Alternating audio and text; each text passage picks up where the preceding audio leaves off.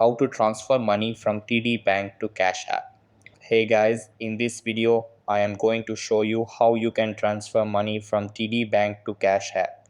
So make sure to watch this video till the end and let's get started. So the first thing that you want to do is open up the Cash App on your mobile and make sure it is updated to the latest version available. After that, sign into your account and you will be redirected to this page. Over here, you have to tap on your profile icon, which is at the top right corner of your screen. Then you have to tap on linked bank. Over here, you have to tap on linked bank, then tap on confirm. After that, you need to tap on TD. If you are unable to find it, search for TD and then tap on it.